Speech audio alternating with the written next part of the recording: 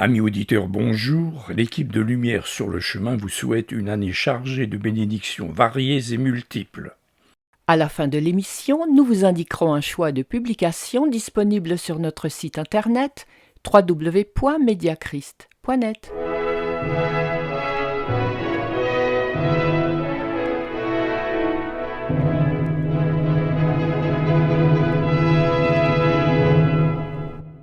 Chers amis à l'écoute, les vœux de l'Éternel sont notre plus grande richesse. En ce mois de janvier, nous continuons à explorer le psaume 121 avec les bonnes idées du pasteur Wilbert Kreis.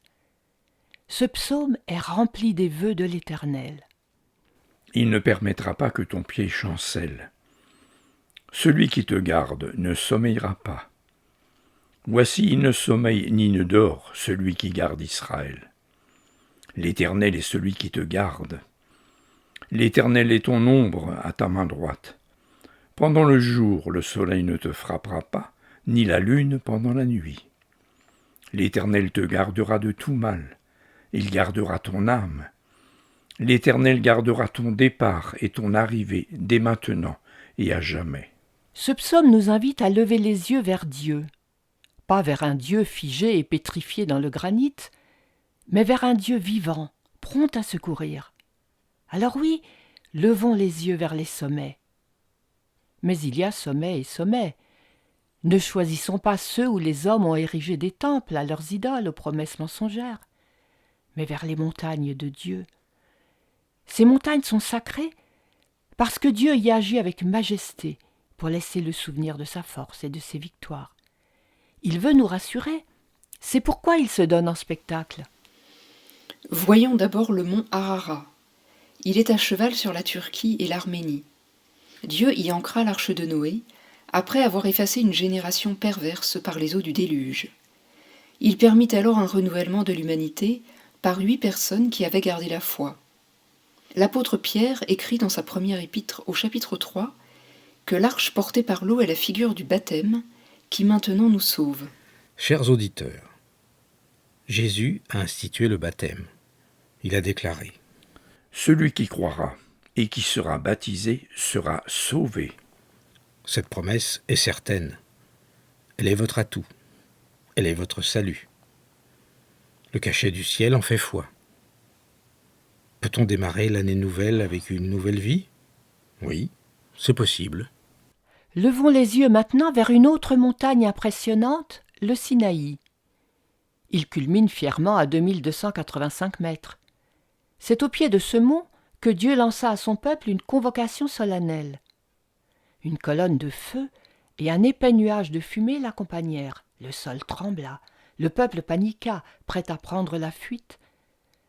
Seul Moïse fut autorisé à se présenter devant l'Éternel pour recevoir les instructions du Seigneur, et notamment les tables sacrées de la sainte loi divine, loi immuable, qui engage à jamais l'humanité. Personne d'autre ne peut aller à la rencontre du Dieu Tout-Puissant.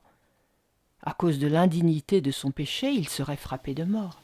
Les gens ont une mauvaise image du mont Sinaï à cause des 10 commandements chargés de contraintes, de menaces et d'interdits. Ils y voient des atteintes à leur liberté, des lois scélérates parce que trouble fait.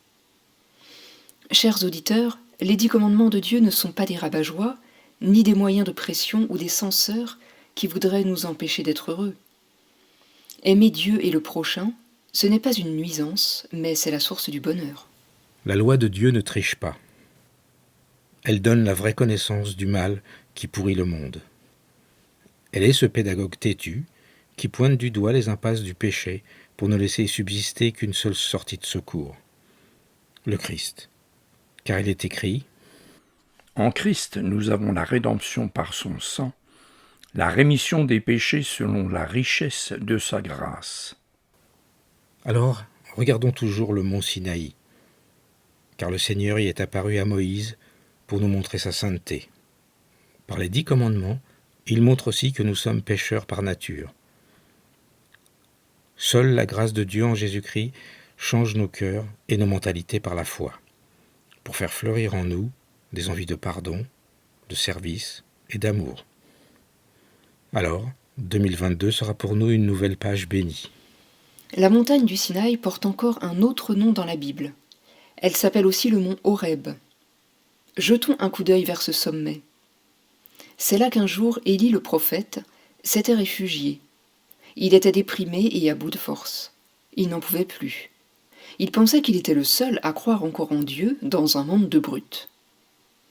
Comble de la solitude, ce sont des corbeaux qui vinrent le nourrir. Écoutons sa plainte. « C'en est assez, Seigneur, reprends mon âme. Je ne désire plus vivre. » Mais Dieu le consola et lui montra qu'il avait encore du chemin à parcourir. Alors Élie se leva, il reprit son bâton de pèlerin.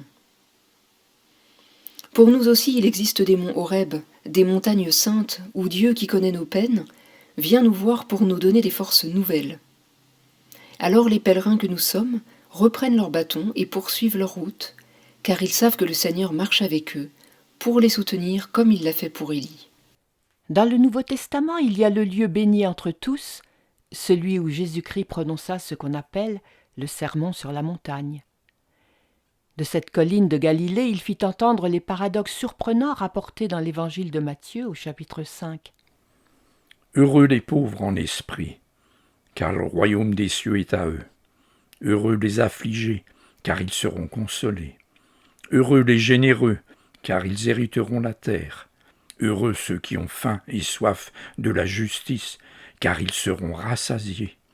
Heureux les miséricordieux, car ils obtiendront miséricorde. Heureux ceux qui ont le cœur pur, car ils verront Dieu. Dans la pandémie qui nous touche en ce moment, on rencontre deux sortes de réactions. Ceux qui sont conscients du risque et qui se hâtent d'être vaccinés, et ceux qui, sûrs de leur bonne santé, refusent qu'on leur impose des soins. On pourrait conclure « Heureux ceux qui ont peur du virus, car ils seront vaccinés ». La pandémie mondiale qui fait des ravages partout et de tout temps, c'est le péché. Heureux ceux qui le reconnaissent, car ils seront pardonnés. Jésus manipule exprès les contraires pour souligner la source du vrai bonheur. Heureux ceux qui en tirent de bonnes leçons. Alors oui, levons nos yeux vers le sermon sur la montagne. Le Seigneur nous y propose un chemin merveilleux qui est aussi une source de bénédiction pour les autres. Il nous montre comment nous pouvons être un bon levain dans notre famille, notre paroisse, notre voisinage et notre village. Il nous montre que, fort de son pardon, nous pouvons contribuer à changer les autres. Nous entrerons dans une année nouvelle. Allons-y en gardant les yeux fixés sur cette colline, où ont été prononcées ce qu'on peut sans doute appeler les plus belles paroles du monde. Enfin, tournons les yeux vers le sommet des sommets, le Golgotha. C'est une colline en dehors de Jérusalem. Il s'y passa la chose la plus extraordinaire du monde. Le scandale de la croix d'où jaillit le salut de tous ceux qui croient. Là-haut, l'agneau de Dieu qui ôte le péché du monde a versé son saint et précieux sang. À Golgotha s'est produit le triple miracle de la rédemption, de la réconciliation et du pardon. Contemplons cette colline, à la fois maudite et sacrée, pour comprendre le prix de l'amour divin.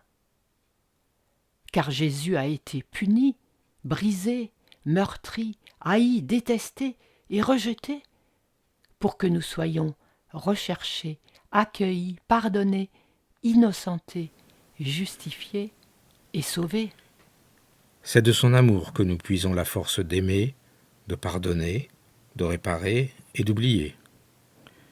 Contemplons cette colline pour pouvoir laisser nos rancœurs et nos haines au seuil de la nouvelle année, pour tendre la main de la réconciliation à celui avec qui nous nous sommes brouillés, pour montrer un peu plus d'amour et de patience, de douceur et de bonté. C'est à ce prix que la nouvelle année sera bénie et que nous parviendrons au but que Dieu nous a tracé. Et pour finir, chers auditeurs, levons les yeux vers le mont des Oliviers. Jésus a pris congé de ses disciples au mont des Oliviers. Il les a bénis en leur disant « Voici, je suis avec vous tous les jours, jusqu'à la fin du monde. » C'est là que des anges leur ont dit « Jésus reviendra de la même manière que vous l'avez vu allant au ciel. » Oui, Jésus reviendra. Les premiers chrétiens de Corinthe disaient « Maranatha, viens Seigneur. » La toute dernière phrase de la Bible dans Apocalypse chapitre 22 verset 20 dit « Je viens bientôt. Amen. Viens Seigneur Jésus. » En attendant ce beau jour, les croyants se réunissent régulièrement autour de l'autel. C'est leur lieu de rencontre. Le mot autel vient de la même racine que altier ou altitude et signifie hauteur, lieu élevé, montagne. En général, 2 ou 3 marches mènent à l'autel. C'est là que le Seigneur nous attend pour nous offrir l'absolution et les sacrements. Quelle émotion lorsque l'officiant prononce sur l'assemblée les paroles du psaume 121. Je lève les yeux vers les montagnes, d'où me viendra le secours. Le secours me vient de l'Éternel qui a fait les cieux et la terre. Il ne permettra pas que ton pied chancelle. Celui qui te garde ne sommeillera pas. Voici, il ne sommeille ni ne dort, celui qui garde Israël. L'Éternel est celui qui te garde. L'Éternel est ton ombre à ta main droite. Pendant le jour, le soleil ne te frappera point, ni la lune pendant la nuit. L'Éternel te gardera de tout mal. Il gardera ton âme. L'Éternel gardera ton départ et ton arrivée dès maintenant et à jamais. C'est par ces vœux de l'Éternel, le Dieu Tout-Puissant, que nous vous renouvelons nos vœux pour une bonne année remplie de l'amour divin.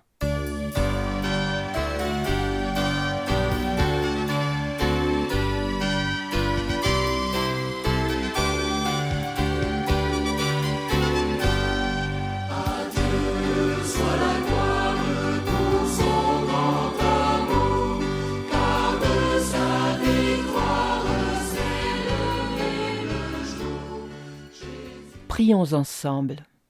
Seigneur, durant cette année, nous voulons lever les yeux vers toi. Tu es notre but. Tu es aussi le chemin qui mène à la vie. Tu es la lumière qui nous guidera tout au long de nos jours. Alors, Seigneur Jésus, éclaire-nous à chaque instant. Ouvre nos yeux pour que nous puissions contempler ton amour. Et ouvre nos oreilles pour recevoir avec foi ton enseignement. Seigneur, nous remettons notre année avec confiance entre tes mains paternelles. Amen.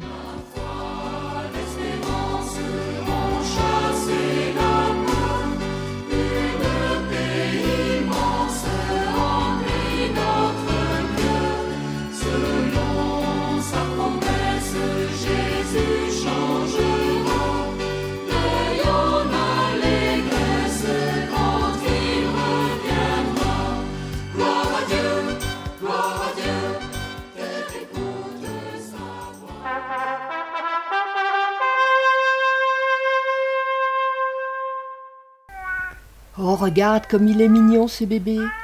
Il a un sourire charmant. Tu entends? Il essaye de nous parler. Et son rire, une vraie cascade de cristal. Trop choubidou. Sa maman te dira qu'il n'est pas toujours aussi trognon. Parfois il pleure, il est impatient, il recrache sa purée, il fait des colères. Et ses parents doivent s'atteler à son éducation dès maintenant. Eh oui, les enfants, c'est une grande responsabilité. Prendre un enfant par la main pour l'amener vers demain, cette belle chanson nous rappelle qu'il est beau de prendre en charge l'éducation de nos enfants. Si vous souhaitez quelques conseils chrétiens, nous vous proposons la brochure « Comment élever vos enfants avec respect ». Vous la trouverez sur notre site www.mediachrist.net. Voici donc la sélection du jour. La brochure « Comment élever vos enfants avec respect », notre magazine Amitié luthérienne et notre cours biblique par correspondance vous sont offerts. Adressez-vous à notre site internet www.mediachrist.net ou retrouvez-nous sur YouTube. Vous y trouverez tous ces renseignements, un catalogue de nos publications et bien d'autres informations. À bientôt!